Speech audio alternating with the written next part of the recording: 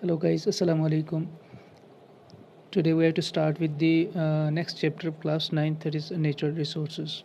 So let's get started. Hopefully you are having your notebooks, your pens with you. So make the notes and be concentrated. Let's get completed this chapter today in this lecture. Okay. बहुत आसान है, कोई इतना मुश्किल chapter नहीं है, environment के related है। उसी के अंदर पे पाने वाले जो भी हमारे पास रिसोर्सेज हैं, मिलने वाली चीज़ें हैं, उनके बारे में पढ़ेंगे। बचाई जाए, कैसे बचा सकते हैं, किस तरह की हैं, लिविंग कौन सी है, नॉन लिविंग कौन सी हैं, इंटरेक्शन क्या है आपस में, इन सब चीज़ों के बारे में हम इस चैप्टर के अंदर पढ़ने वाले हैं। ठीक है, तो चलते हैं आगे। इंडेक्स देखते हैं पहले हमें इसके अंदर क्या क्या पढ़ना है। ठीक है जी, चलिए जी। सबसे पहली चीज़ हमारे पास एबायोटिक कंपोनेंट्स हैं, जिनके अंदर हमें हवा के बारे में पढ़ना है। Air, water, soil, light, temperature, इनका इफेक्ट क्या है, हाउ दे आर रिलेटेड, इनका इंट्रैक्शन कैसे है लिविंग के साथ, then in the overall environmental conditions. Okay, then next is biotic, जिसके अंदर आपको प्लांट्स और एनिमल्स मिलते हैं, लिविंग थिंग्स। उनके बारे में पढ़ेंगे, उनकी अडेप्टेशंस क्या है, क्या डिफरेंट चीज़ें आप डिफरेंट एनिमल्स के अंदर देखते हैं according to their conditions. Then we have the very important thing, geochemical cycles. यहाँ से क्वेश्चंस अक्सर पूछे जाते हैं। Water cycle, nitrogen, carbon, oxygen cycle.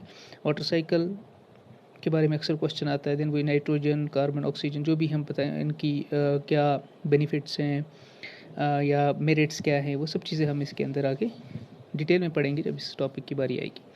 Then we have to go with the balance in the environment, food chain, food web के बारे में पढ़ेंगे कि एनवायरनमेंट एक दूसरे के साथ किस तरह से चीज़ें लिंक्ड हैं और बैलेंसड हैं। ठीक है जी, तो let's get started with the first one. Before that we have to go through the introduction of the chapter. देख लीजिए, अब इस चीज़ को अच्छे से मॉनिटर करिए और देखिए। The condition surrounding an organism forms it environment. सीधी सी बात है, आपके इर्द गिर्द जितनी भी चीज़ें हैं वो आपका एनवायरनमेंट बनाती हैं। तो एनवायरनमेंट मीन्स क्या है, the surrounding in which animals and plants live including both physical factors and other organisms. ठीक है जी, जितनी भी आपके सराउंडिंग में चीज़ें हैं, चाहे वो फिजिकल फैक्टर्स हैं, दैट मीन्स नॉन लिविंग हैं, या चाहे वो लिविंग है, चाहे वो जानवर हैं, आपका माहौल है, आपकी सोसाइटी है, आपके क्लाइमेटिक कंडीशंस हैं, आपके वहाँ पे वेदर कंडीशंस हैं, जितनी भी चीज़ें हैं वो सब आपका एनवायरनमेंट कहलाती हैं। ठीक है, यही सब मैंने इसके अंदर लिखा हो। या आप ले लीजिए वहाँ पे अगर लिविंग थिंग्स है, ह्यूमन बींग्स को लेकर, वो मैं सोसाइटी की बता दिया आपको, viruses, bacteria, single cell, fungi, animal, जितने भी हैं, या एबायोटिक कंडीशंस, जो भी मैंने आपको बताया, एनवायरनमेंटल कंपोनेंट्स, ये सब के सब आपस में क्या कर रहे हैं, they interact with each other. क्यों? ताकि वो एक कंप्लीट कम्प्लेक्स बैलेंस मेंटेन कर सके किसके अंदर, एनवायरनमेंट के अंदर। ठीक है जी, अब जो हम प्रेजेंट स्टेटस देखते हैं एनवायरनमेंट का, ये एक्चुअली है क्या, ये है मिलियंस ऑफ ईयर्स की एक कम्बिनेशन है जो हमारे पास एक बैलेंस्ड वे में मिल रहा है हमको।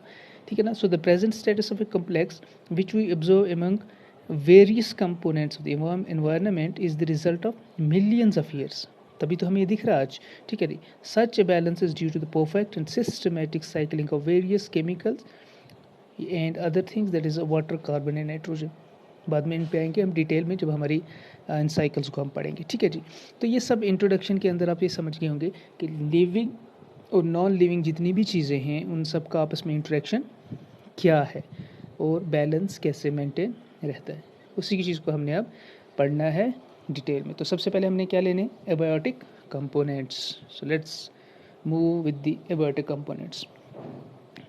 एबायोटिक कंपोनेंट्स की जब आप बात करते हैं तो कुछ चीज़ें हमारे पास हैं, जैसे कि सबसे पहले मैंने आपको बता दिया अभी इंट्रोडक्शन में आपने देखा, तो फिज़िकल फैक्टर्स। ठीक है जी, तो फिज़िकल फैक्टर्स के अंदर क्या आएंगी, नॉन लिविंग या एबायोटिक थिंग्स। उनके अंदर आपको वाटर आ गया, सॉइल आ गया, लाइट आ गई, टेम्परेचर आ गया। ठीक है जी, ओके, ये सब के सब एनवायरनमेंट के अंदर पाई जाती हैं। लेकिन इन चीज़ों को जब आप मिला देते हैं तो कलेक्टिवली हम दो कैटेगरी में इनको पढ़ते हैं। आप इस चीज़ को याद रखिए, जब भी हम एबायोटिक कंपोनेंट्स को क्लब करते हैं तो चूंकि हमारे पास फिज़िकल फैक्टर्स हैं, जैसे लाइट है, टेम्परेचर है, ह्यूमिडिटी है, ये सब चीज़ें आप देखते हैं, तो हम दो चीज़ों के अंदर, दो कैटेगरी के अंदर इनको डिवाइड करते हैं। तो एक होता है वेदर, एक होता है क्लाइमेट। सुना होगा आपने। अब वेदर और क्लाइमेट का डिफरेंस हम यहाँ पे देख रहे हैं। पहले आप देख लीजिए वेदर। वेदर क्या है, हमेशा आप क्या देखते हैं कि टेम्परेचर के अंदर, प्रेशर के अंदर, रेनफॉल के अंदर, सनशाइन के अंदर, क्लाउडीनेस के अंदर या विंड की डायरेक्शन और स्पीड के अंदर हमेशा चेंज रहती हैं। ठीक है ना। अब जहाँ पर ये सब चीज़ें मिलती हैं, क्या क्या मिलता है यहाँ पे, जहाँ पर आपको टेम्परेचर मिल रहा है, जहाँ पे आपको बायोमीटर जिसको प्रेशर बता रहे हैं हम, ह्यूमिडिटी मिल रही है, रेनफॉल मिल रही है, सनशाइन मिल रहा है, क्लाउडीनेस है आजकल आप देख सकते हैं, then we have the wind direction या विंड की स्पीड, ये सब हमें एक लेयर के अंदर मिलते हैं, एक जगह पे मिलते हैं जिस जगह को बोला जाता है ट्रोपोस्फियर। ठीक है, अभी मैं आपको डायग्रामेटिकली भी हम पढ़ेंगे, देखेंगे इसको आगे। तो ट्रोपोस्फियर के अंदर ये जो चेंज हमें मिल रही हैं, और ये चेंज होती है ना, ये शॉर्ट टर्म चेंज होती है, कभी भी 1 घंटे के बाद बदल रही है, 2 घंटे बाद बदल रही है, 24 घंटे में चेंज होता ही रहता है। जब आप अभी की कंडीशंस ले लीजिए, जे के अंदर या अपने कश्मीर के अंदर कंडीशन क्या चल रही है, बहुत ज़्यादा गर्मी है, बहुत ज़्यादा। ठीक है, अभी 2 दिन पहले बहुत ज़्यादा गर्मी थी, 35 डिग्री सेल्सियस टेम्परेचर था दिन में, उसी के 1 घंटे बाद जो है it was raining. That means ये कभी भी फ्लक्चुएट हो सकता है। ये जो होता है this is called as weather, इसको हम क्या बोलेंगे, ये वेदर कहलाता है, जो कभी भी शॉर्ट टाइम के लिए आता है और चेंज होता रहता है अक्सर। और जब आप क्लाइमेट की बात करते हैं तो क्लाइमेट इज़ ब्रॉडर टर्म। ठीक है, यूँ समझ लीजिए छोटे छोटे वेदर्स को मिलाकर क्लाइमेट बनेगा। और ये जो चेंज होती है क्लाइमेट के अंदर, जो चेंज आती है ना, ये बहुत बड़ी चेंज होती है और बहुत देर तक रहती है और बहुत देर के बाद आती है, मिनिमम 30 साल मैंने लिखा है यहाँ पे। ठीक है, आप समझ देख लीजिए। It's a general pattern of atmospheric और weather condition extreme in region over long period as a 50 और 30 ईयर्स। जैसे कि एग्जांपल मैंने दी है डेजर्ट एरिया। डेजर्ट एरिया में क्या होता है, हॉट क्लाइमेट, और स्नो बाउंड माउंटेन्स में क्या होता है, कोल्ड टेम्परेचर। इसका मतलब जो डेजर्ट बना है उसको सालों लगे होंगे, इसका मतलब वो जो आउटकम आपके पास है ये हज़ारों साल का, 100 साल का एक आउटकम है आपके पास। या माउंटेन्स पे जो बर्फ़ आप देखते हैं, ग्लेशियर्स देखते हैं, वह ठंड क्यों है, माउंटेन हमेशा ऐसे था नहीं, उस पर बर्फ़ पड़ी है, वो जमी है, टेम्परेचर डाउन हुआ है, फिर वो बर्फ़ वहाँ पे रही है, वो पिघली नहीं है। तो बहुत सारी चीज़ें जो है वो देन कन्वर्ट इनटू ग्लेशियर, कुछ रह गई, कुछ ग्लेशियर बन गई, सब चीज़ें जो मिल रही हैं देख रहे हैं आप लोग। तो ये सब की सब क्या है, it's the outcome of hundreds of years, at least 30 years, जो मैंने यहाँ पे लिखा है। ओके जी, अब ये सब की सब कंडीशंस क्या करती हैं, they determine the climate of an area. ठीक है जी, तो ये जो सीजनल वेरिएशंस है, ये सब की सब चीज़ें हमारे सामने आती हैं एक ब्रॉडर वे में। तो इस तरह से अगर आप देखते हैं, वेदर एक शॉर्ट टर्म चीज़ ली जाती है, but weather whenever we talk about climate, तो ये जो है एक लंबे अरसे की चीज़ें होती है जो हमारे सामने आती हैं। ठीक है जी, अब आप देख लीजिए जो एबायोटिक कंपोनेंट्स हैं किस तरह के हैं। ठीक है जी, एबायोटिक कंपोनेंट्स किस तरह के हैं वो हम देख सकते हैं यहाँ पे, क्योंकि हमको इनको डिटेल में पढ़ना है, तो इसलिए we need to first classify those abiotic components. तो कंपोनेंट्स को देख लीजिए, यहाँ पे चेक करें आप। सबसे पहले क्या लिखा है, climate factors, air, water, light, temperature और फायर। ये हमारे पास क्लाइमेटिक फैक्टर्स है, इनके क्लाइमेट के साथ इनका रिलेशन है। Then we have the topographic, altitude, direction, mountain chains क्या हैं, वैली की स्टीपनेस कितनी है, एक जगह से दूसरी जगह का डिस्टेंस कितना है। ठीक है, then we have the soil, right, edaphic factor, soil के related, how it is formed, soil erosion क्या होता है, सब इसको हमने एक एक करके पढ़ना है। तो पहले हम लेंगे कौन से वाले, क्लाइमेटिक फैक्टर्स। उसमें सबसे पहले जैसे एयर है, वाटर, लाइट, इनके बारे में हम थोड़ा थोड़ा पढ़ेंगे ताकि आपका कन्फ्यूजन जो है क्लियर हो जाए और कुछ आइडियाज़ आपको इस चीज़ के बारे में रहे। चलिए जी, देखते हैं हम सबसे पहले किसके बारे में, एयर के बारे में। So the multilayered gases envelope surrounding the planet earth is called atmosphere. बहुत आसान है। अब जितने भी हमारे पास गैसेस हैं अवेलेबल इन्वायरमेंट के अंदर, सराउंडिंग्स के अंदर, एक तो है नहीं, एयर क्यों बोलते हैं, क्योंकि it's a combination of more than one gases. ठीक है, उसके अंदर बहुत सारी चीज़ें, नाइट्रोजन है, ऑक्सीजन है, कार्बन है, ऑर्गन है, डस्ट है एंड अदर थिंग्स। ओके, तो वो भी कंपोजिशन में हम देख लेंगे। तो अब देख लीजिए कि जो हमारा एटमॉस्फेयर है एक्चुअली, ये डिवाइड कितनी चीज़ों में है, ये कुछ लेयर्स में डिवाइड है। अब देख लीजिए, मैंने हम लिखा हुआ है troposphere, stratosphere, mesosphere, ionosphere, then the exosphere. Troposphere सबसे नीचे है, देन उसके ऊपर हमारे पास स्ट्रेटो है, फिर हमारे पास मीजो है, फिर हमारे पास आयानो है, फिर हमारे पास एक्सो है। ठीक, ये देख लीजिए, आप इस डायग्राम को देखिए। ये एटमॉस्फेयर की लेयर्स है। सबसे पहले हमारे पास क्या है, ट्रोपोस्फेयर, ये वाली the lower one, then we have the strato one, then we have the mesosphere, thermo, और उसके बाद एक्सोस्फेयर। ये एक्सोस्फेयर के बाद हमारे पास स्पेस अवेलेबल होती है जहाँ पे आपकी कोई इंतहा नहीं है और क्या क्या वहाँ चीज़ें होती है। तो यहाँ पे डिफरेंट चीज़ें रहती है। ट्रोपोस्फेयर के अंदर अलग है, स्ट्रेटोस्फेयर के अंदर रॉकेट चलते हैं, देन वी हैव द जैसे थर्मोस्फेयर पे आप देखेंगे इतनी ज़्यादा हीट है कि आप मिलियंस ऑफ टेम्परेचर वहाँ पे डिग्री सेल्सियस। एक्सोस्फेयर फिर तो आप वहाँ पे मॉलिक्यूल्स की इतनी ज़्यादा डिस्टेंस है कि अगर बहुत ज़्यादा टेम्परेचर होने की वजह से भी वहाँ पे इफ़ेक्ट नहीं होता उस तरह से जिस तरह से आपका ज़मीन पे होता है। वाई, बिकॉज वहाँ पे एक्सपेंशन इतना है मॉलिक्यूल्स का, इतनी ज़्यादा जगह अवेलेबल है कि वो कम्पैक्टली है नहीं, असर करते नहीं उस तरह से। ठीक है जी, तो कभी डिटेल में देखेंगे उस चीज़ को, जियोग्राफी के अंदर आप पढ़ते होंगे उस चीज़ को। तो ट्रोपोस्फेयर ये वो जगह है जहाँ पर एक्चुअली हमें क्या मिल रहा है, जहाँ पे हमें इस एटमॉस्फेरिक कंडीशंस अवेलेबल हैं, जितने भी हम फिजिकल फैक्टर्स देख रहे हैं। Is that clear?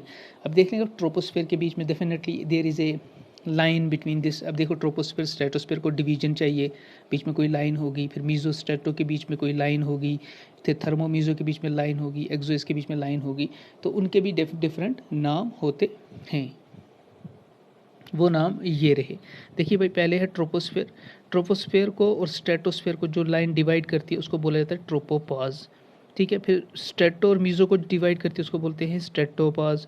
मीज़ोथर्मो को जो करती है उसको बोलते हैं मीज़ोपॉज। थर्मो एक्सो को जो करती है उसको बोलते हैं थर्मोपॉज। देन विद एक्सोस्फेयर, उसके बाद स्पेस है हमारे पास।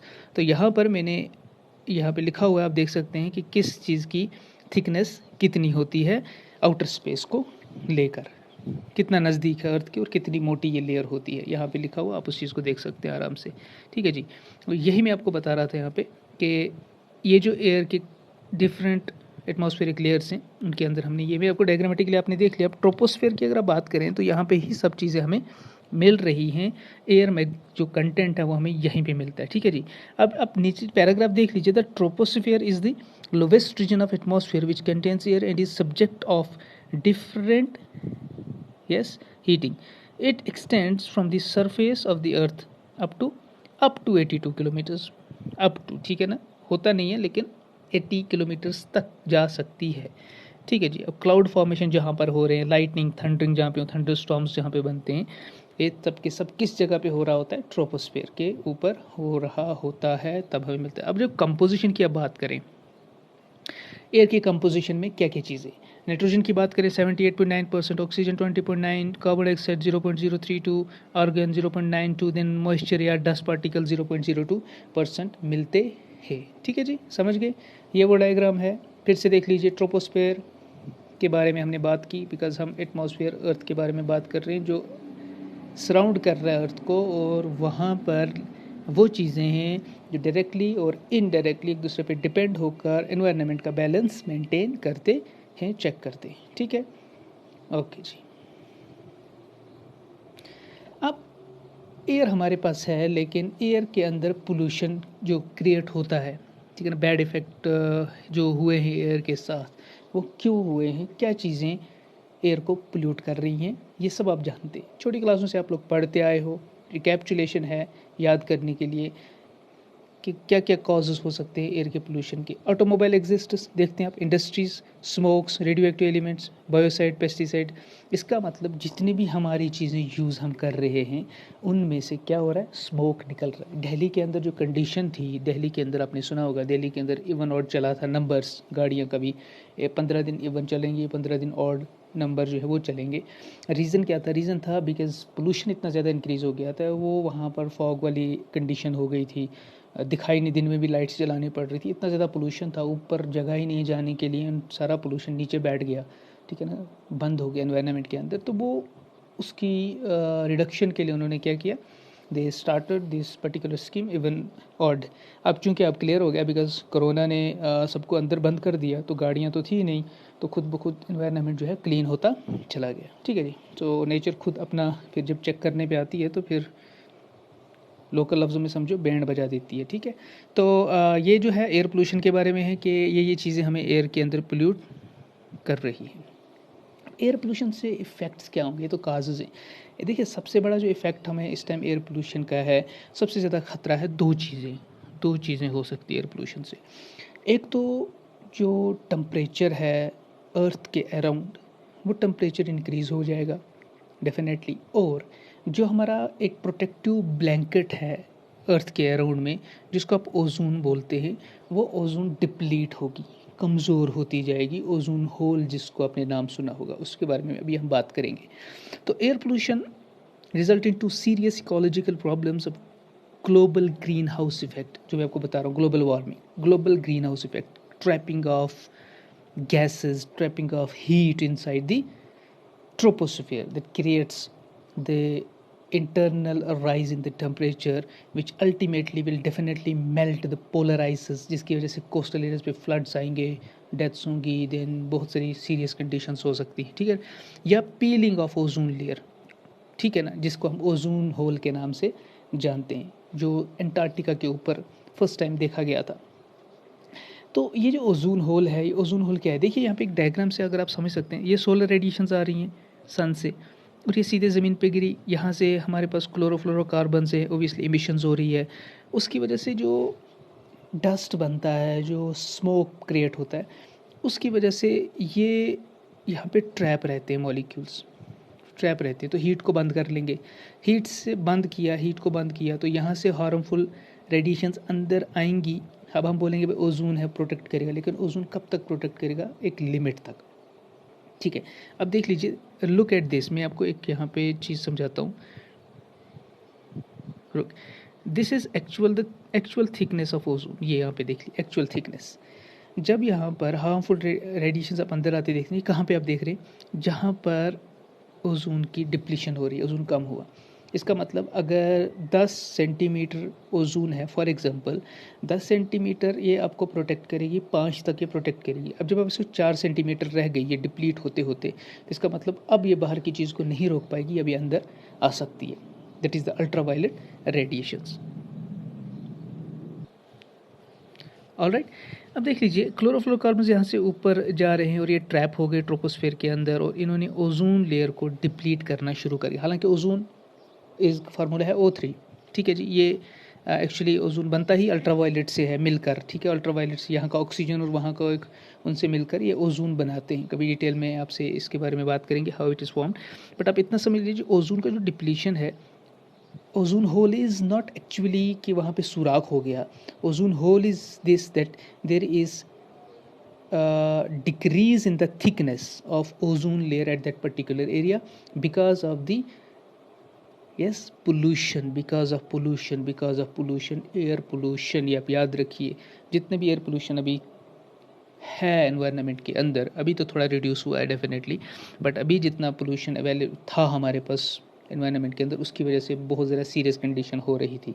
ग्लोबल वार्मिंग के इफ़ेक्ट्स आप खुद देख रहे थे कि जहाँ का टेम्परेचर गर्म होता था वहाँ सर्दियाँ आ गई है, जहाँ सर्दियाँ थी वहाँ गर्मियाँ हो रही हैं, तो बहुत ज़्यादा उल्टा हो रहा है। हमारा कंडीशन कश्मीर की ले लीजिए, इतनी गर्मी तो होती नहीं थी, बट ये हो रहा है अब। क्यों? समर्स ज़्यादा हो रहे हैं, विंटर्स कम होते जा रहे हैं, एक्चुअल जो पहचान थी वो ख़त्म हो रही है। तो ये सब चीज़ें इसलिए बिकॉज ऑफ ग्लोबल वार्मिंग। और ये जो ओजोन का यहाँ पे डिप्लीट होना है, it is because of the chlorofluorocarbons, smoke and all those they get trapped, और जिसकी वजह से ये डिप्लीट, ये इन मॉलिक्यूल्स के साथ रिएक्ट करके इनको ख़त्म करते रहते हैं, और जिसकी वजह से ओजोन कमज़ोर होती है और ये रेडिएशंस अंदर आएंगे। और आपको पता है यूवी रेडिएशंस जब इस अर्थ पर स्ट्राइक करेंगे, directly penetrate through the skin and causes the skin cancer, ठीक है जी। तो इस तरह से ओजोन से डिप्लीट होने से ये खतरे हो सकते हैं। I hope this is understood. तो ये हमारे पास एयर पोल्यूशन के बारे में था थोड़ा सा, बिकॉज एक रिसोर्स है हमारे पास, उसकी ऊपर गलत इफेक्ट अगर हो जाए, गलत चीज़ें हम अगर करें उसके साथ, तो उनका क्या क्या बुरा असर हमारे साथ हो सकता है। और उसके बाद दूसरा एक बहुत बड़ा रिसोर्स अभी अवेलेबल है जो हमारे पास, जो अब काम होता जा रहा है, दैट इज़ वाटर। देखिए भाई, ओशंस, रिवर्स हैं, स्ट्रीम्स हैं, lakes, ponds, pools, polar ice caps, जो वाटर वेपर्स जितने भी हैं, ये सबको अगर आप मिला लें तो इसको एक पर्टिकुलर टर्म यूज़ की जाती है जिस एरिया में, उसको बोलेंगे हम हाइड्रोस्फीयर। क्या बोलते हैं, याद रखेंगे आप, hydrosphere. Hydro means water, sphere is the area where it's present. तो अर्थ पे जितना भी हमारे पास 75% फ्रेश वाटर है, उस सारे को हम हाइड्रोस्फीयर बोलेंगे, जिसमें से हमारे पास सिर्फ 2.5% ऑफ वाटर जो है ना, 2.5% जो वाटर है, तो फ्रेश वाटर के अंदर फ्रोज़न स्टेट में है, ग्लेशियल आइस के तौर पे, ठीक है जी। और जो 0.5% रिमेनिंग है वो लिविंग बींग्स को और तमाम एक्टिविटीज़ को करने के लिए अवेलेबल है। दैट मीन्स बहुत थोड़ा पानी है हमारे लिए अर्थ के ऊपर, और उस पर सुनने में तो हम समझ रहे हो हमेशा बोला भी जाता है कि जो थर्ड वर्ल्ड आई थिंक इस पे ही होगा, पानी की स्कैसिटी पे ही स्टार्ट होगा। Hope for the best. Now water is found in solid state also, that is in snow form, okay, liquid form में तो है ही। Then we also form in the form of gaseous state, that is a water vapour, ठीक है जी। अब एक यहाँ पर इम्पॉर्टेंट पॉइंट है कि during last 50 years utilization of water by humans है इंक्रीज बाय इतने परसेंट, देख लीजिए 428%। अब ये due to deforestation, salination of water और अदर जो माल प्रैक्टिसेस हमारी तरफ से, ह्यूमंस की तरफ से हो जाए, और ठीक है ना, over growing shortage of drinking portable water, ये सब की सब चीज़ें क्या कर रही हैं, हमारा जो ड्रिंकिंग वाटर है उसके अंदर क्या कर रही हैं, कमी कर रही हैं। और हमें इसको कंजर्व करने की बहुत ज़्यादा ज़रूरत है। It's a vital source on the earth for every living thing, तो इसलिए इसका होना बहुत ज़रूरी है, जो कि ऑलरेडी कम है और ज़्यादा यूज़ करने की वजह से हम और ज़्यादा इसको कम कर रहे हैं, राइट। अब ये वाटर है उसको पोल्यूट कौन कौन चीज़ें कर रही हैं भाई, रिसोर्स तो है बट इसको पोल्यूशन की वजह से इस पर भी गलत गलत इफेक्ट आ रहे हैं, जिसकी वजह से और ज़्यादा क्या हो रहा है, जल्दी ख़त्म हो रहा है। तो डोमेस्टिक सीवेज पहली चीज़, घरों से निकलने वाली गंदगी, industrial waste, mining, herbicide, pesticide जो आप यूज़ करते हैं for your this gardens, you are this आपके किचन गार्डन्स के लिए, तो इन सब की वजह से high temperature, radio active detergent, ये सब चीज़ें जितनी भी हैं they are directly affecting what, water pollution increase कर रही हैं, वाटर को इफेक्ट कर रही हैं। बिकॉज ये सब का सब कहाँ जाता है, आपकी ज़मीन में जाता है, और ज़मीन के नीचे क्या है, पानी है, ग्राउंड वाटर है, जो कि बाद में रिन्यू होकर वाटर साइकिल की तरह ऊपर से इवापोरेट होता है, कंडेंस होकर वापस आपके पास आता है। उस सब को आपका क्यों हो रहा है ये सारा, क्योंकि आपकी वजह से इस पर पोल्यूशन ऐड हुआ था, मेरी वजह से पोल्यूशन ऐड हुआ था, उस वजह से ये सारे का सारा बाद में हम तक ही वापस आता है, जो कुछ भी हो सकता है, it can B acid rain, it can be anything, वो सब का सब हमारी गलती की वजह से है। नेचर में हमने हाथ लगाने की और टांग अड़ाने की कोशिश की। चलिए जी, next is another very important kind of resource, that is soil. Soil कौन सा area, it's a portion on the earth surface consisting of disintegrated rocks, okay, in kind of organic material. It provides support for many plants and animals. देख सकते हैं आप thickness of soil in the earth's surface winds forms a million 3 to 4 meters. अब देख लीजिए जो soil है हमारे पास ये बहुत डिसइंटीग्रेटेड फॉर्म में रहती है और बनती है because of rock breakage and all दो, जिसको हम वेदरिंग बोलते हैं, डिटेल में आएंगे फॉर्मेशन कैसे होती है। तो हम अर्थ के सरफेस के ऊपर जो ये कभी 3 से 4 मीटर तक का एरिया जो होता है अर्थ के ऊपर नीचे अगर चले जाएँ सॉरी, तो उसके ऊपर जो आपको लेयर मिलेगी that is the layer of soil. फिर नीचे आपको रॉक्स मिलेंगे, फिर नीचे और आप चलते जाएँ तो डिफरेंट चेंज होता जाएगा रॉक्स की कंडीशन, फिर नीचे पानी मिलेगा आपको। तो इसका मतलब जो ऊपर की सुपरफिशियल लेयर है, टॉप लेयर है, उसको सॉइल बोला जाता है। तो पहली चीज़ formation of soil, how the soil is formed. तो पहली चीज़ जो है दैट इज़ वेदरिंग। वेदरिंग से सॉइल क्या होता है, वेदरिंग से सॉइल बनती है।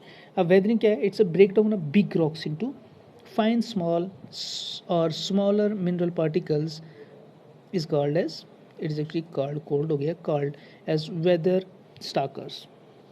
अब देख लीजिए ये जो इसको बोलते हैं, इसको वेदरिंग बोला जाता है। बड़े पहाड़ों का टूटना छोटे पीसेस में और उन छोटे पीसेस का फाइन पार्टिकल्स में चले जाना लास्टली, तो ये सब हमें इसको क्या बोलते हैं, वेदरिंग। अब वेदरिंग अगर आप देखें तो 3 तरह की एक्चुअली होती है, फिजिकल वेदरिंग, केमिकल और biological. Physical, chemical and biological, ठीक है, फिजिकल, केमिकल, बायोलॉजिकल, ये आप याद रखेंगे 3 नाम। या फिजिकल की मैं यहाँ पे एक्सप्लेन कर रहा हूँ, फिजिकल आपको एग्जांपल, जितने भी क्लाइमेटिक फैक्टर्स है, चाहे वो टेम्परेचर है, wind, rain water, ice, snow, glaciers and running water. Temperature causes him to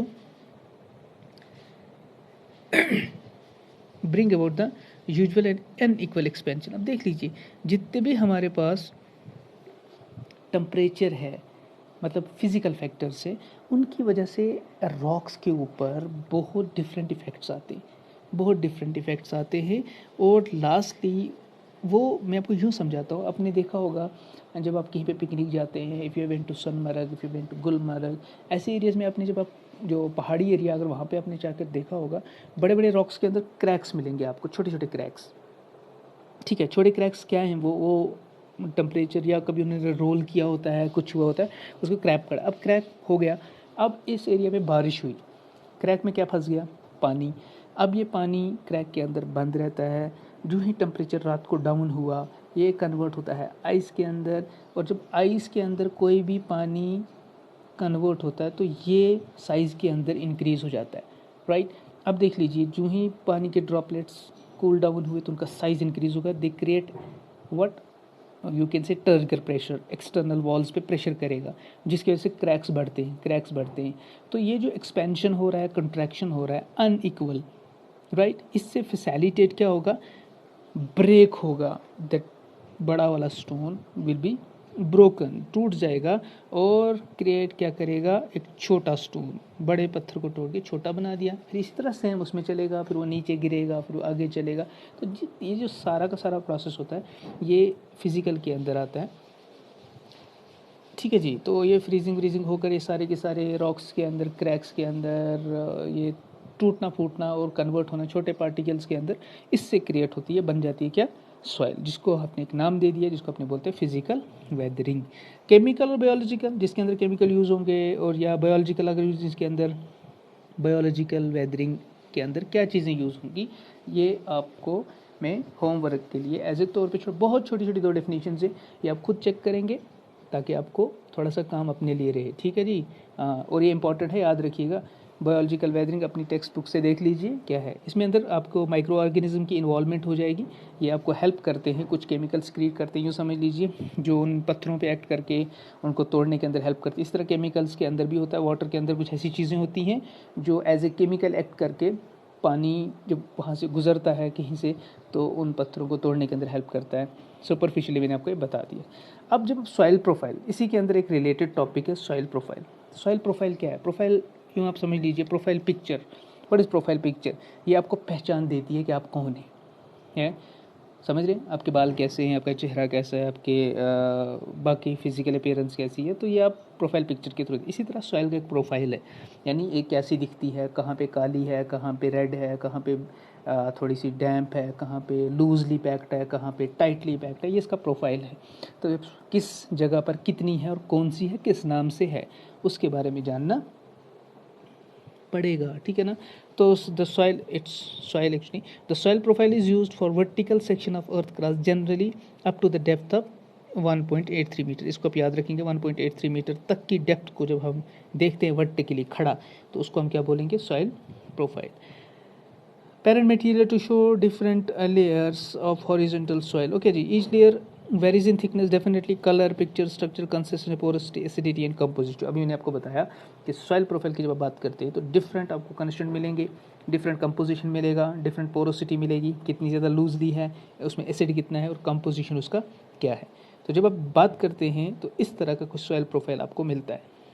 ये देख लीजिए, जो टॉप वाली होती है, जहाँ पे ह्यूमस वीमस डेड डिकिंग मैटर का एडिशन हो जाता है मरने के बाद, पत्तों का, जानवर, और इस जगह पे ऐड होते हैं, ये आप देख सकते हैं थोड़ा सा स्ट्रक्चर इसका, इसको ओ हॉरिजन बोलते हैं। Then we have the A horizon, this one, okay, then we have the B horizon, this is soil profile, this is C horizon and this is R horizon. कुछ बुक्स पे R के बदले D भी लिखा होगा जब पे rocks मिलते हैं, ओके, नो मैटर बी लिखें, डी लिखें या आर लिखें, one the same thing. C horizon के अंदर पेरेंट मटेरियल है, then we have the sub soil, horizon B sub soil, A horizon के अंदर आपको टॉप सॉइल बोला जाता है, और टॉप सॉइल के ऊपर हमें जो है वो है ह्यूमस ह्यूमस, जहाँ पे ऐड होता है, जहाँ पे फर्टिलाइजर्स डाले जाते हैं, या जहाँ पे आप बताएं जहाँ सबसे ज़्यादा फर्टाइल लैंड होगा, that is the top soil. Okay, clear, ये है हमारे पास सॉइल प्रोफाइल की डायग्राम।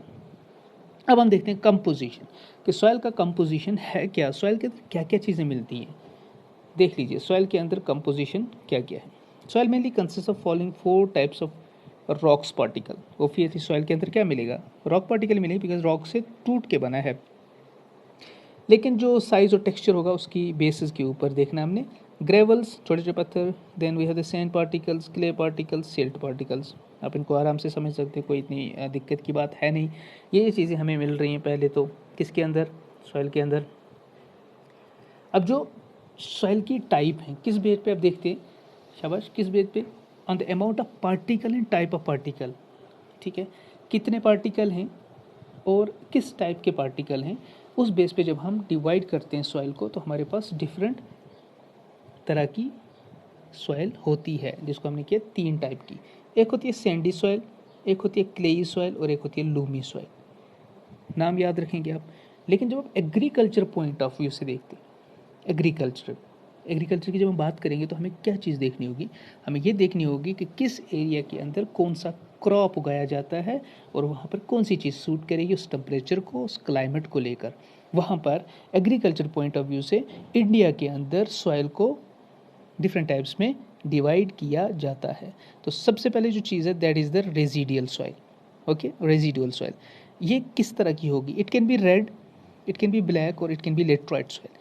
जब आप ब्लैक सॉइल की बात करें, ये कहाँ से, किस से बनता है, एक रॉक से बनता है जिसका नाम है बेसाल्टिक, और ये रिच होता है iron, calcium, aluminium and magnesium के अंदर। ठीक है जी, ये आप याद रखेंगे। उसके बाद आप रेड सॉइल देख लीजिए। रेड सॉइल रेड क्यों होती है, बिकॉज इसके अंदर आयरन की प्रेजेंस है, आयरन ऑक्साइड की, और ये टॉप सॉइल, टॉप लेयर बनाती है। ठीक है, टॉप लेयर बनाती है, टॉप सॉइल लेयर बनाती है। और तमिल, कर्नाटक, आंध्र प्रदेश, मध्य प्रदेश और उड़ीसा के अंदर ऐसी सॉइल मिलती है आपको। Then we have the laterite soil, it is found in the region that have heavy rainfall, जहाँ पे बहुत ज़्यादा रेनफॉल होती होगी। ऑब्वियसली इसका कलर भी रेड ही होता है, बिकॉज इसके अंदर भी ऑक्साइड्स हैं आयरन के और एल्युमिनियम के, इसलिए इसका कलर भी थोड़ा सा रेडिश होता है। और इस सॉइल को माना जाता है कि कोकोनट के ग्रो करने के लिए बहुत ज़्यादा बेहतरीन है। कहाँ पे, western Ghats, parts of Tamil Nadu, Assam, Orissa, Andhra Pradesh, in area के अंदर भी इसको पाया जाता है, बिकॉज वहाँ पे ये चीज़ें उगाई जाती हैं, तो इसलिए इस सॉइल को वहाँ पे मिलता है। Black soil, red soil and laterite soil, these are the types of residual soil. Clear, ये है actually agriculture point of view से, बहुत आसान। अब चलिए आगे, उसके बाद है एक चीज़ सॉइल इरोजन। ये सॉइल इरोजन है क्या, सॉइल इरोजन क्यों हो रहा है, कौन कर रहा है। ठीक है, तो process of removal of superficial fertile top layer of soil by various agencies of forces is called soil erosion. अभी जो आपने पीछे डायग्राम देखी थी टॉप लेयर सॉइल की, उसको इरोड करना, उसको किसी फोर्स की वजह से उस टॉप लेयर का हट जाना, उसको हम क्या बोलेंगे, सॉइल इरोजन।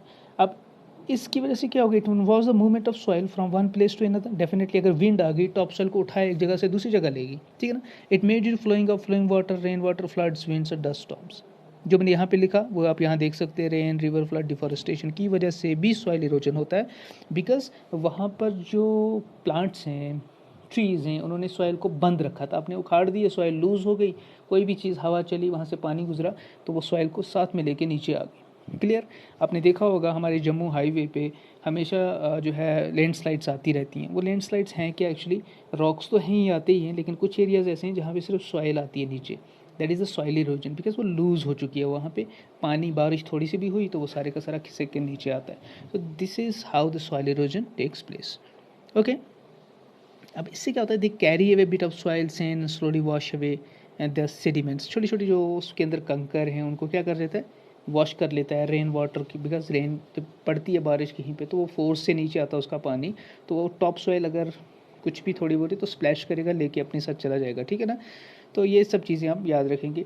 अब जब सॉइल इरोजन की बात करते हैं तो कुछ टाइप्स होते हैं सॉइल इरोजन के, जिनको आप नाम याद रख लीजिए, आपके पढ़ना नहीं है आपको अभी, बट आपके नाम बता रहा हूँ मैं आपको ताकि आपको याद रहे। एक है splash erosion, sheet erosion, then with the rill erosion, the gully erosion. ठीक है, नाम याद रख लीजिएगा। इस तरह से सॉइल इरोजन होता है because of different external causes, right. तो this is all about abiotic things, right. तो जितनी भी चीज़ें आपने देखी अभी डिफरेंट एनवायरमेंटल कंडीशंस को लेकर, टेम्परेचर का, लाइट का, इन सब चीज़ों का इन पे इफेक्ट रहा और उनकी वजह से क्या क्या चीज़ें हैं वो सब हमने अभी देखी। अब हम देखते हैं बायोटिक कंपोनेंट, लिविंग थिंग्स के बारे में पढ़ेंगे हम। बायोटिक कंपोनेंट्स की बात करें तो दो चीज़ें हैं, एक है प्लांट्स और एनिमल्स। अब देखिए प्लांट्स और एनिमल्स का क्या कुछ चल रहा है, मतलब क्या क्या चीज़ें चेंज करते हैं अपने अंदर, क्या एडेप्टेशन लाते हैं जिसकी वजह से ये खुद को सर्वाइव कर सकते हैं टू द नेटिव एनवायरनमेंट.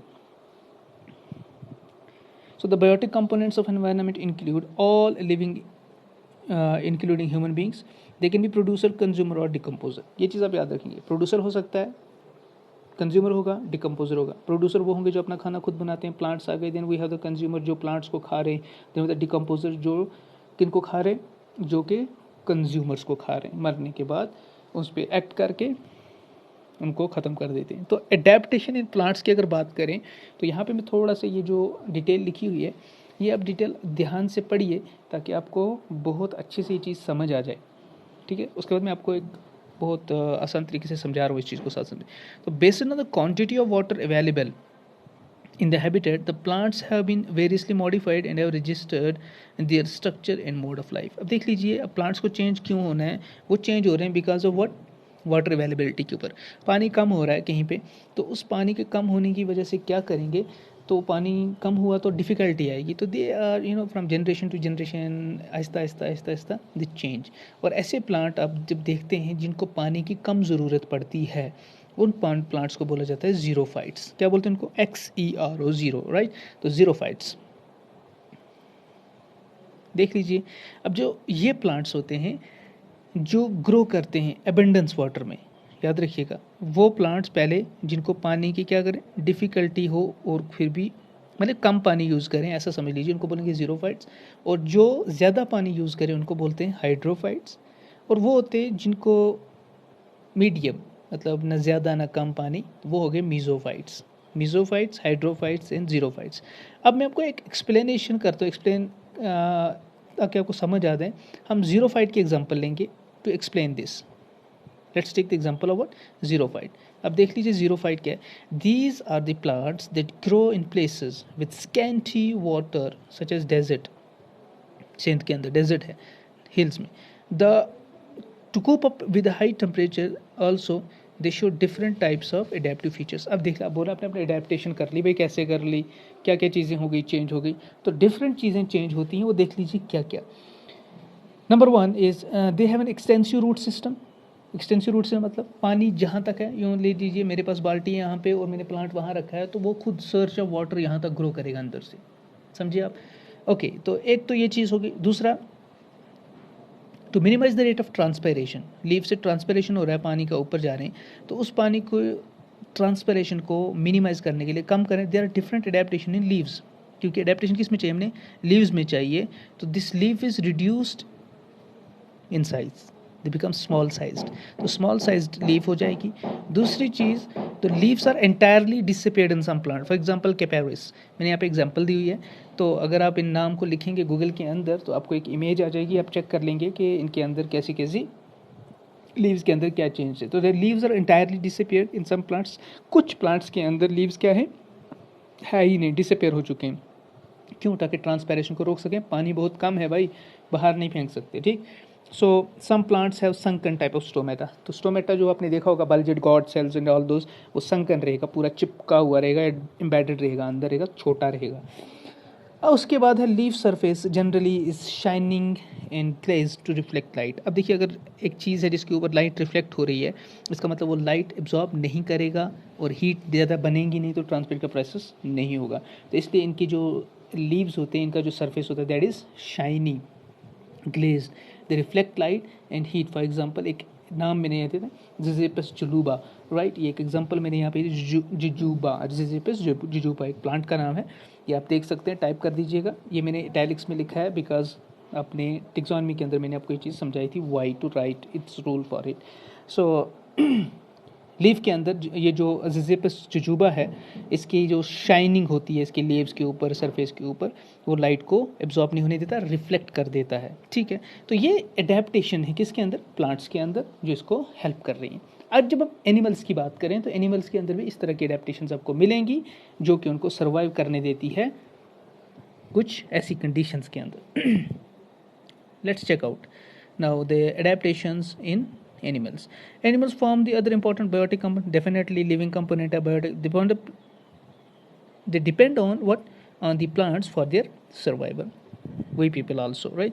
तो हम दूसरों पे डिपेंड है, देयर वी आर हेटेरोट्रॉप्स। तो प्लांट्स की जब बात की, दे आर प्रोड्यूसर्स, और हम कौन से हो गए, हम कंज्यूमर्स हो गए, ठीक है ना। चलिए जी आगे देखते हैं अब क्या कैसे। This is a aerial structure morphology anatomical and functional adaptation which enable them to survive successfully in their respective habitat. The types of adaptation in animals अगर आप देखें तो वो है टेरेस्ट्रियल, ओके, वो है एक्वेटिक एंड वो है एरियल। ये तीन चीज़ें हमारे पास है, ज़मीन वाले, पानी वाले और हवा में वाले। इनके अंदर हम देख रहे हैं डिफरेंट छोटी छोटी डेफिनेशंस के अंदर। जब वो टेरेस्ट्रियल की बात करेंगे तो टेरेस्ट्रियल के अंदर एडेप्टेशन में सबसे पहले ये मॉडिफिकेशन ऑफ फुट। कुछ चीज़ें ऐसी जिनके अंदर क्या हो रहा है, 5 डिजिट्स, जिसको आपने नाम दे दिया मॉडिफिकेशन ऑफ फुट में। पहली चीज़ है pentadactyl, for example pentadactyl, penta means 5, dactyl 5 digit वाले टेरेस्ट्रियल एडेप्टेशन जिनके अंदर हुई है, 5 उंगलियां उनकी बन गई। और उसके बाद एक और है इसके अंदर जिसको हम बोलते हैं प्लांटीग्रेड, ठीक है ना। पेंटाडेक्टाइल के अंदर कुछ ऐसे हैं प्लांटीग्रेड। प्लांटीग्रेड कौन से हो गए, जिनका पूरा सोल, पूरी जो पैर का सोल है या हथेली है, पाम है, ये रेस्ट करता है किसका, rest of the ground. For example bear आपने देखा है दौड़ते हुए, उसको पूरा पैर दबाना पड़ता है, पूरे जो उसके 4 लिम्स और हाइंड लिम्स हैं, आपने उसको दौड़ते हुए देखा अगर, इस तरह से दबा के पूरा, पहले उसकी बैक पोर्शन लगेगा, फिर उसकी हथेली लगेगी, फिर उसके टोज लग के उठेंगे ऊपर, ठीक है, टोज लग के ऊपर पूरा एग्जैक्टली पैर बैठेगा फिर उठेगा। ऐसा नहीं कि डायरेक्टली टोज पे नहीं दौड़ेगा, वो दौड़ सकता है और तेज, लेकिन नहीं दौड़ेगा बिकॉज वो उसकी एडेप्टेशन नहीं है। इनको बोलेंगे हम प्लांटीग्रेड। फिर है डिजिटीग्रेड दूसरा वाला, ठीक है ना। अब इसमें जो वॉकिंग एंड रनिंग होती है वो on the tip of the digits होती है। जैसे हमने बर्ड्स देखा, अपने डॉग्स देखा है, वो किस पे दौड़ते हैं, जब वो दौड़ते हैं वो आप देखा होगा अपने बर्ड्स को चलते हुए, they walk on their what, tips of their fingers, tips of their digits, उनके ऊपर वो दौड़ते हैं। उसके बाद उंगली ग्रेड, उंगली ग्रेड, उंगली याद रख लो, ठीक है। प्लांटीग्रेड, डिजिटीग्रेड एंड देन उंगली ग्रेड। उंगली ग्रेड कौन से हो गए, जो कि टिप्स, जिनकी यूँ समझ लीजिए जिनकी टिप्स पे हूफ्स होते हैं।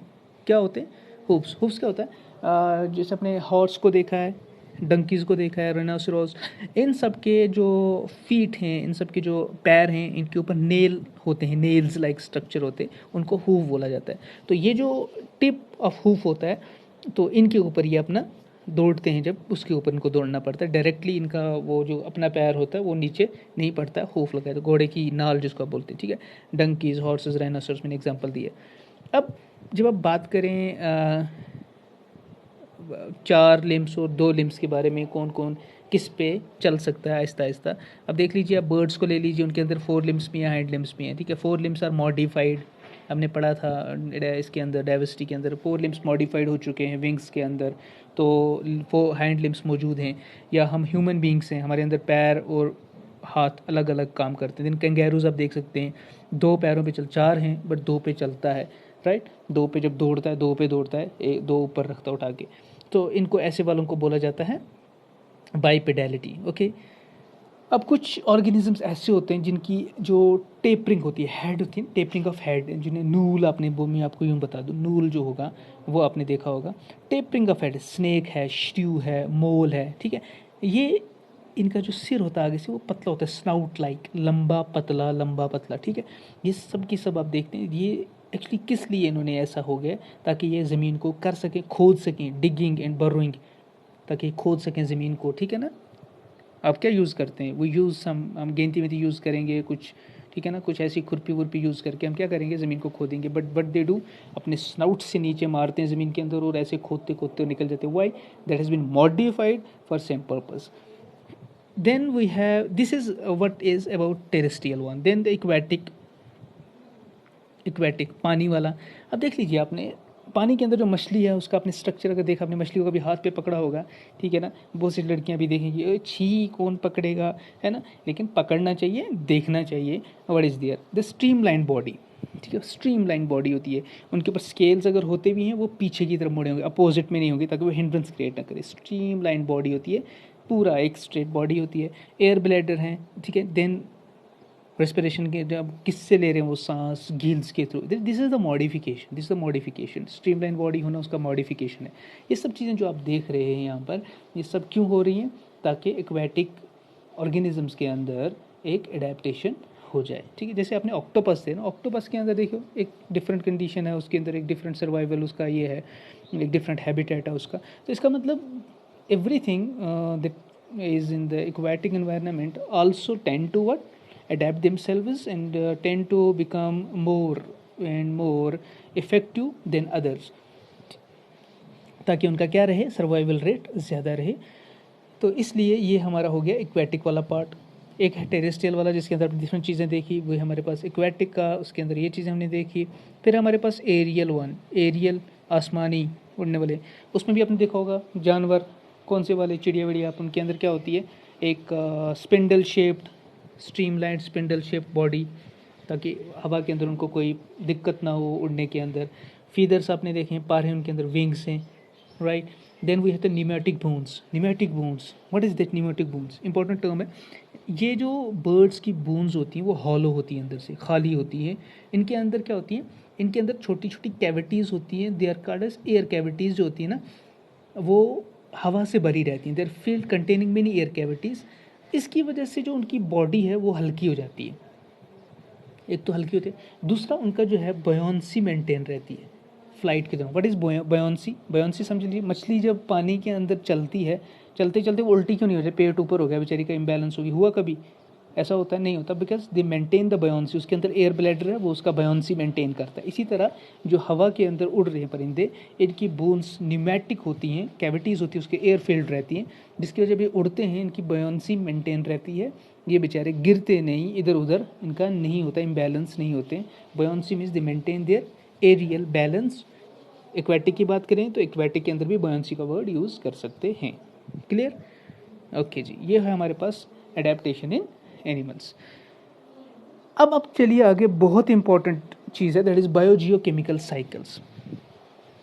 बायोजियोकेमिकल साइकिल्स, इसका मतलब एनिमल्स भी इन्वॉल्व हैं, नॉन लिविंग चीज़ें भी इन्वॉल्व हैं, और क्या इन्वॉल्व हैं, प्लांट्स भी इन्वॉल्व हैं, ठीक है जी। ये सब चीज़ें इसके अंदर इन्वॉल्व होती हैं साइकिल। अब मैं आपको इनको स्टार्ट करने से पहले एक बड़ी सी चीज़ बता दूं कि आपको याद रखना है, ये जो भी साइकिल्स हो रही हैं, ये चल रही हैं, इन सब साइकिल्स का एक काम क्यों है, क्यों होनी है ये cycle, why are the important, whether is water, nitrogen, oxygen और कार्बन, ये साइकिल्स जो हैं ये क्यों हैं। बायोजियोकेमिकल साइकिल्स इसलिए हैं, तो जो हमारा इन्वायरमेंट है उसके अंदर कुछ चीज़ें ऐसी हैं जो अगर उसमें से निकल जाएं और वापस ना आए तो इम्बैलेंस क्रिएट होगा।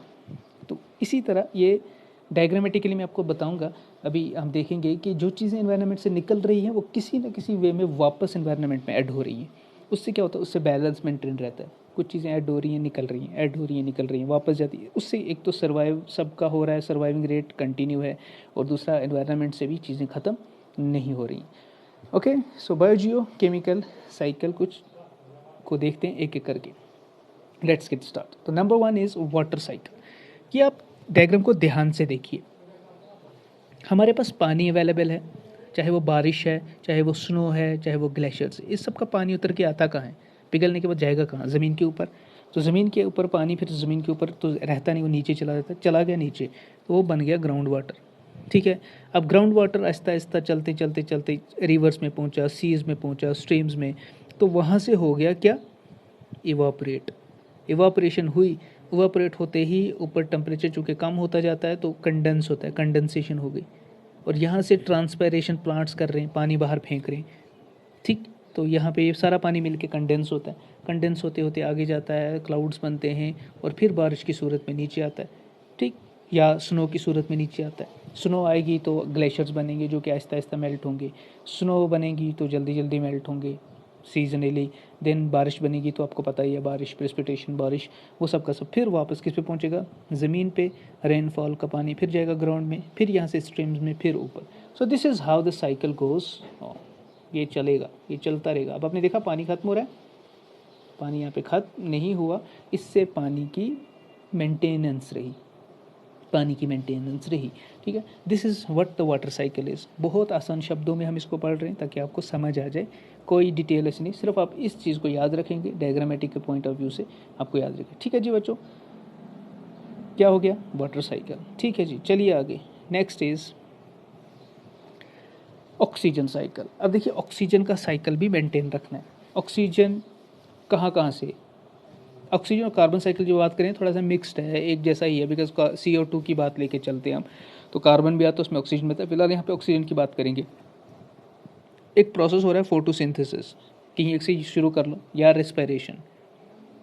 फोटोसिंथेसिस होने से क्या होता है, ठीक है, बता दीजिए। फोटोसिंथेसिस क्या है? CO2 का एब्जॉर्ब होना, O2 का आउट होना प्लांट्स की वजह से। ये जो हुआ ये कहाँ गया? ये ऑक्सीजन बाहर आ गया किस में? इस एटमॉस्फेरिक ऑक्सीजन में, या ऑर्गेनिक मॉलिक्यूल्स में, ग्लूकोज फॉर्म में, C6H12O6 ग्लूकोज की फॉर्म में। यही एटमॉस्फेरिक ऑक्सीजन हमने ले लिया, आपने इनहेल किया। इनहेल करने के बाद आपने एनर्जी बनाई, रेस्पिरेशन का प्रोसेस हुआ, आपको एनर्जी बनी, और आपने वहाँ से एक्सपेल आउट किया व्हाट? CO2। और उन्हीं ने, प्लांट्स की बात करें तो उन्होंने उसका वाटर बना दिया, ठीक, वाटर बना दिया, बिकॉज उन्होंने हमारा CO2 जो हमने एक्सपेल किया उन्होंने उस O2 के फॉर्म में यूज़ करके, और बहुत सारा एक लंबा प्रोसेस उसको मिलकर क्या कर दिया? वाटर में कन्वर्ट किया। यही वाटर वो बाहर एज ए ट्रांसपेरेशन बाहर छोड़ दे ड्यूरिंग फोटोसिंथेसिस, ठीक, और वहाँ से ऑक्सीजन फिर से ऐड हो गया। तो ये सारा साइकिल चल रहा है, एनिमल्स भी और प्लांट्स भी इसको अंदर कंट्रीब्यूट कर रहे हैं। तो this is what oxygen goes out then comes back in the form of CO2 और O2। ये चलता रहता है, चलता रहता है, and the cycle is maintained. This is how the oxygen cycle works, ठीक है। तो पहला हमारा क्या था?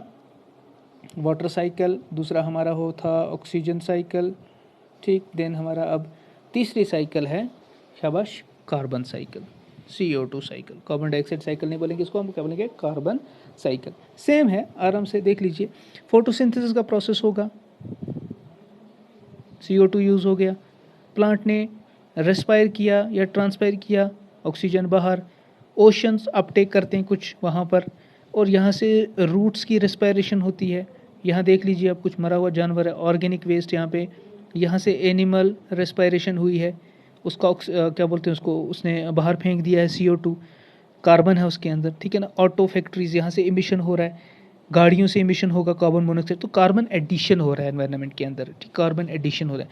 अब देख लीजिए CO2 is not a waste of gases, but actually इसका क्वांटिटी लिमिट होना ज़रूरी है, ठीक है ना। डेफिनेटली CO2 का जो लेवल एनवायरनमेंट के अंदर है वो इंक्रीज़ होने से ग्लोबल वार्मिंग बनेगी, बट इसको हम वेस्ट गैस के अंदर नहीं लेते, बिकॉज ये वो एक ऐसी गैस है जिसकी वजह से प्लांट भी वहाँ पे सर्वाइव कर रहे हैं। Is that clear? देख लीजिए ये साइकिल इस तरह से चल रहा है। डिफरेंट चीज़ें हैं, डिफरेंट एजेंट्स हैं जो इस चीज़ को ऐड कर रहे हैं, डिफरेंट एजेंट्स इसको यूज़ कर रहे हैं, तो इसी वजह से साइकिल मेंटेन रहता है। Is that clear? चलिए जी आगे, ये हो गया हमारे पास कार्बन साइकिल। ये है बहुत इंपॉर्टेंट, ये है नाइट्रोजन साइकिल। क्या दिख रहा है आपको इसमें? नाइट्रोजन साइकिल, यहाँ थोड़ा सा समझने की बात है। देख लीजिए, एक प्रोसेस होता है आपको नाइट्रोजन फिक्सेशन का, वो मैं बताऊँगा अभी। ये एक एनिमल है, इसके एक्सक्रीट्रा यूं ही ज़मीन पर पड़ा, डेड डिकेइंग ऑर्गेनिज्म ने उस पर एक्ट किया, ठीक है, नाइट्रोजन कंपाउंड पे, और उसको कन्वर्ट कर दिया किस में? शाबाश, किस में कर दिया? अमोनिक आयंस में, अमोनिया में कर, अमोनियम आयंस में कर दिया। और इन्होंने जो एक्ट किया उनको क्या बोलेंगे? डिकम्पोजर्स। और यही अमोनिया कन्वर्ट किया जाता है, ठीक है ना, नाइट्राइट में, देन नाइट्राइट को इनटू नाइट्रेट में। इन पे जो डिफरेंट बैक्टीरियाज एक्ट करते हैं, different micro organism, nitrosomonas and nitrobacter, ये कुछ ऐसी एजेंट्स हैं जो कन्वर्ट करते हैं किसको? नाइट्रेट को इनटू नाइट्राइट, ठीक है जी। और यहाँ से बहुत सारी चीज़ें ज़मीन के अंदर इन द फॉर्म ऑफ ऐड हो रही है। अब देख लीजिए यहाँ पे डीनाइट्रिफिकेशन बैक्टीरिया है जो इस नाइट्रोजन को, जो ज़मीन के अंदर नाइट्रोजन फिक्सेशन का प्रोसेस जिन्होंने किया, इन्होंने उनको वापस एटमॉस्फेयर में भेजता है, एटमॉस्फेरिक नाइट्रोजन बनाकर ज़मीन से बाहर, और एटमॉस्फेयर के अंदर नाइट्रोजन बन जाता है। इसका मतलब एटमॉस्फेयर के अंदर नाइट्रोजन की लेवल फिर से वापस आ गई, फिर से यही एटमॉस्फेरिक नाइट्रोजन यहाँ से क्या होगा? यूज़ होगा। अब आपने फर्टिलाइजर्स ऐड किए, यहाँ से थंडरिंग हुई है, इस सब प्रोसेस इन्वॉल्व होते हैं नाइट्रोजन। थंडरिंग की वजह से भी नाइट्रोजन नीचे जाता है, ऐड होता है, ठीक है। लिग्यूमिनस प्लांट्स हैं, बेसिस, ये सब के सब जो चीज़ें आप यहाँ पे देख रहे हो, नाइट्रोजन फिक्सेशन, ये देखिए यहाँ पे बैक्टीरियाज फर्टिलाइजर्स पे एक्ट करते हैं, इसके नाइट्रोजन को बाहर निकालते हैं, यहाँ यूज़ हो रहा है। और फिर ये आगे आगे जाकर ये डीनाइट्रीफाइंग जो बैक्टीरियाज हैं हमारे, ये इनको वापस एनवायरनमेंट के अंदर भेजते हैं। अगर आप बात करें किसकी? डिफरेंट इनकी माइक्रो ऑर्गेनिजम्स की, जो नाइट्रोजन साइकिल के अंदर एक वाइटल रोल प्ले करते हैं, तो ये यहाँ पर है। अगर आप अपनी देखेंगे अपनी क्या बोलते हैं इसको, 9th की अपनी क्लास की बुक देखेंगे आप साइंस की, तो वहाँ के अंदर आप ये वहीं से लिया हुआ है मैंने, ताकि आपको ईजी रहे, बाद में आप खुद भी देख सकें अगर आपको क्लियर ना दिखे यहाँ पे। एक तो राइजोबियम बैक्टीरिया है, रूट नोड्यूल्स में नाइट्रोजन फिक्सेशन के अंदर हेल्प हो रही है। देन वो है the azotobacter, nitrogen fixation. Blue green algae, nitrogen fixation. Putrefying bacteria, ammonification जो वहाँ पे आपने देखा। देन फंगाई देर अम्यूनिफिकेशन, ठीक है ना, नाइट्रोजन प्रोटीन्स को, डेड प्लांट्स को और एनिमल्स को अमोनिया में कन्वर्ट करना, वहाँ पे आपने देखा। नाइट्रीफाइंग बैक्टीरिया जो वहाँ पे नाम था, nitrification, conversion of ammonia into nitrite and then into nitrate, जो पीछे आपने अभी देखा, ठीक। Then nitrosomonas bacteria, then nitrobacter bacteria, ये क्या कर रहे हैं, एक कर रहे हैं कन्वर्ट अमोनिया इनटू शाबाश नाइट्राइट, और दूसरा करता है nitrite into nitrate. Then denitrifying bacteria है जिसको आपको सीडोमोनास बोल रहे हैं, ये कन्वर्ट कर रहा है nitrate salt into free nitrogen gas, जो कि ऐड हो गया था किसके अंदर, शाबाश शाबाश, एनवायरनमेंट के अंदर। यहाँ पे फिर से देख लीजिए, ये डीनाइट्रीफाइंग बैक्टीरिया है, ये इस कन्वर्ट करते हैं कि फ्री नाइट्रोजन एटमॉस्फेयर के अंदर ऐड कर रहा है। क्लियर। तो ये डिफरेंट ऑर्गेनिजम्स हैं, माइक्रो ऑर्गेनिजम्स, जो नाइट्रोजन फिक्सेशन के अंदर हेल्प कर रहे हैं। इनको आप अच्छे से याद करेंगे, इनके नाम को लिख के रखिए, रट्टा मारिए, याद करिए, आगे आने काम आने वाली ये चीज़ें आपको। I hope this is understood, ठीक है जी। अब चलते हैं आगे हम कि एनवायरनमेंट के अंदर बैलेंस कैसे मेंटेन है। दो इंपॉर्टेंट टर्म्स है, बचपन से आप लोग पढ़ते हैं, फूड चेन और फूड वेब के बारे में। ये इनफैक्ट आपको 10th में भी पढ़ना है, फूड चेन और फूड वेब। फूड चेन क्या है, देखिए भाई, जो जब भी आप, food chain is nothing but the conversion of energy from one form to other, ठीक। एनर्जी की एक फॉर्म से दूसरी फॉर्म में चले जाना, इसको बोलेंगे फूड चेन। और जब बहुत सारी फूड चेन इन्वॉल्व होती हैं, बड़ी बड़ी चेन्स इन्वॉल्व हो जाती हैं, और एक वो वेब सा बना लेती हैं, एक जाल सा बन जाता है, इधर का उधर, उधर एक एक एक एक ऑर्गेनिज्म 2-3 जगह पे इन्वॉल्वमेंट होती है, तो तब कहलाता है वो फूड वेब। इसको भी हम स्ट्रक्चरली मैं आपको एक्सप्लेन कर रहा हूँ समझने के लिए। ये देख लीजिए यहाँ पे फूड चेन के बारे में। सबसे पहला एक ऑर्गेनिज्म है प्रोड्यूसर। प्रोड्यूसर ये डायरेक्टली सन से हीट लेकर अपनी फूड मैन्युफैक्चर करता है। 100% फूड इसने मैन्युफैक्चर किया, ठीक है, फोटोसिंथेसिस का प्रोसेस हो गया। इसको खाते हैं कौन से, प्राइमरी कंज्यूमर्स खा लेते हैं।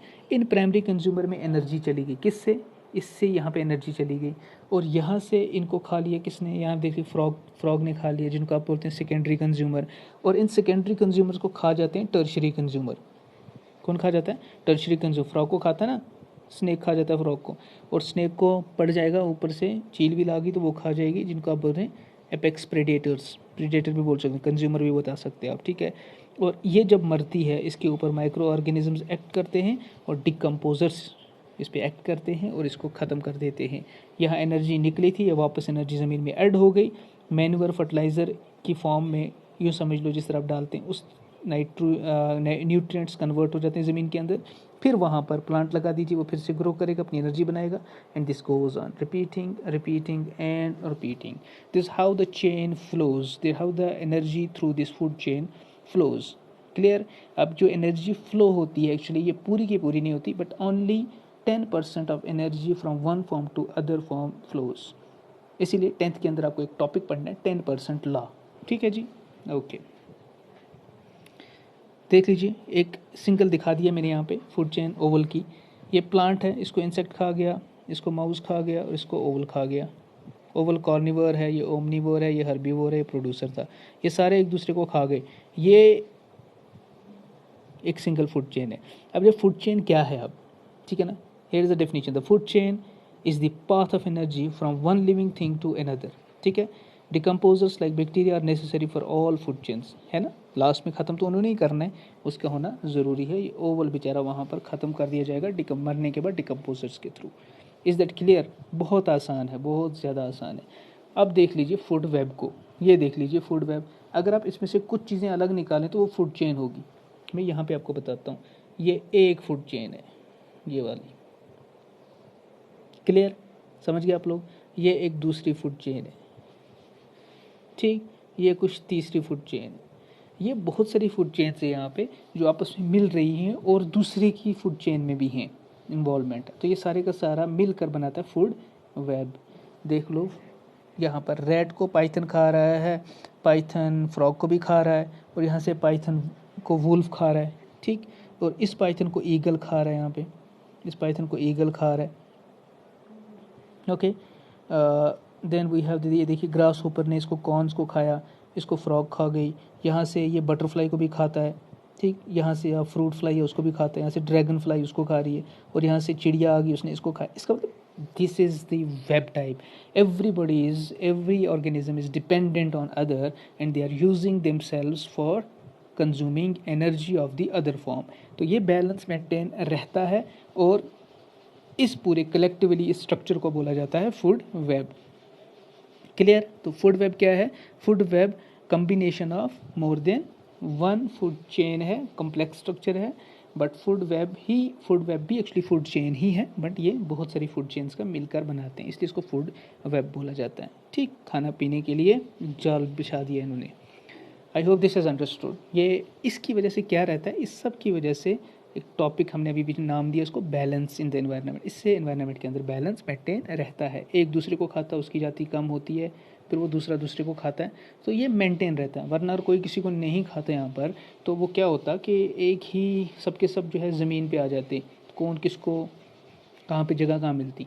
तो अब समझ रहे हैं, तो इस सब चीज़ का होना बहुत ज़्यादा ज़रूरी था, लाजमी था। तो फूड चेन देख लिया आपने, एक बार फिर देख लीजिए। This is how the food chain is working, this is food chain of oval, then the food web। Clear? So before you leave, here is one more structure I explained is, arrow दिखा के मैंने आपको दिखा दिया है ये एक दूसरे पे किस तरह से डिपेंड रहते हैं। Hedgehog, blogger, fox, eagle, lady hag, aphid, ये सब एक दूसरे को खा रहे हैं और डिपेंडेंट है। This is the structure of food, yes, web, food web. Clear? Okay जी, चलिए आगे। तो ये लास्ट में आपको कुछ चीज़ें जाने से पहले याद रखना पड़ेगा, कुछ टर्म्स हैं जो इसके अंदर आपको काम आती हैं, और इनको करिएगा याद बहुत बढ़िया तरीके से। Autotrophs, biota, decomposers, detritus, flora, food chain, food web, heterotrophs, humus and the trophic levels. इन चीज़ों को आप बहुत अच्छे से याद रखेंगे, और हमें ये सब की सब पीछे देख ली हैं। I hope this is understood. So my dear students, this is how this chapter is completed. If you need recapitulation, there is any doubt, any clearance, you can definitely comment, and want more clarification, do tell me। Okay, so thanks for being with me। इसको बार बार पढ़िए, अच्छे से पढ़िए, and be in touch। ठीक है? So keep watching my channel। Thanks for watching this time, and we'll be back with the next chapter of yours। तो जितना जल्दी हो सके आपका सिलेबस हम कंप्लीट करेंगे। ठीक है जी? So all the best, love you all, thank you so much, खुदा हाफिज़।